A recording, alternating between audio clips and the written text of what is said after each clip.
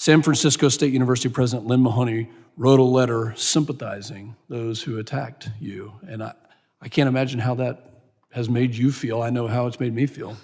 No, it's we've used the term domestic terrorists a lot in this hearing, and that's constantly something I get called by these same left-leaning protesters who, again, for simply saying women deserve fairness, we deserve safety, and we deserve privacy, and we deserve respect.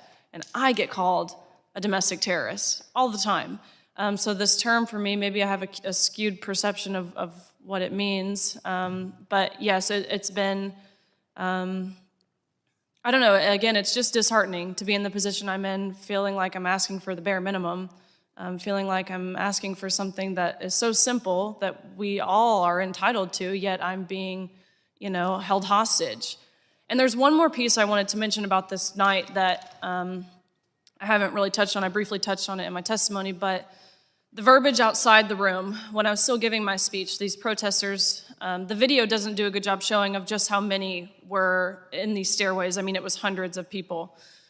But these people, they were outside the rooms, and one side of the hallway would yell, "Trans rights are under attack," and the other side would yell back, "What do? We fight back."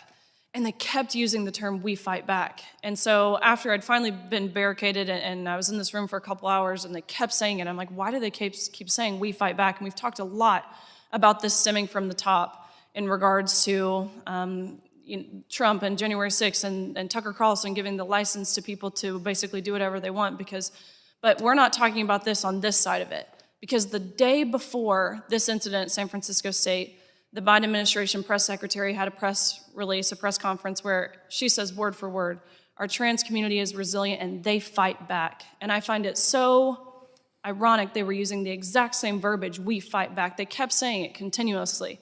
And so I wanted to put that on the record because we've talked about it a lot stemming from the top on the other side, but I think it's crucial to understand that goes both ways.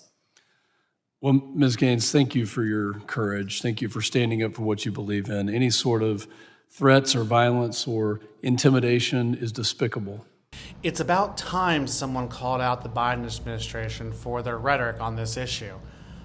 We've heard a lot about trans rights from the White House podium, from KJP, from her, and Riley Gaines here is 100% correct. Walking back and looking at the footage, it's 100% true. There is footage out there of KJP saying at a White House press briefing in front of the nation that they fight back.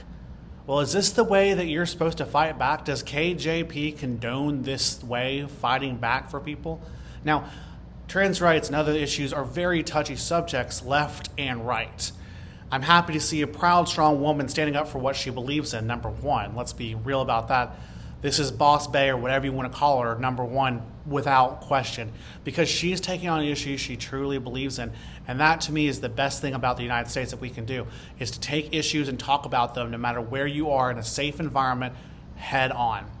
San Diego State University should be ashamed of themselves, first of all, for the president of the university to sympathize with the protesters who are disrupting a civil and active debate so that no one can talk against their ideology or their message or their mission is wrong. This reminds me of the communist speaker ban back in the 1960s. It's the same thing, where the free speech eventually came to Berkeley and we finally got rid of that ban. But that was run by left-wing students back then, and guess what? I was 100, not alive, but 100% in support of the history of what happened there. No one should be banned from campus for a political view. Doesn't matter left or right. I'm a free speech absolutist. You can say what you want on campus and you can have a civil debate about it. If you want to debate X, Y, and Z, by all means, go for it. That's the great part about our universities and our education. We're allowed to have these debates. We're America, by God. We're supposed to have these debates. It doesn't matter the sensitivity, the touchiness of it. We're supposed to have these debates. You are a domestic terrorist if you shut that down. That's where we're at this point.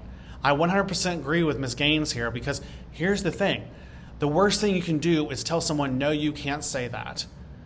There is nothing worse, I think, in the American mind than, no, you can't say that.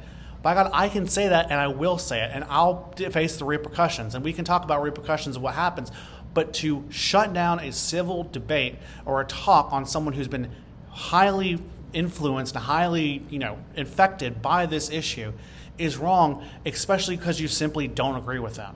and then to take the messaging from the top, which all of our leaders could do a better job talking to the public and talking to each other, because we've seen countless videos.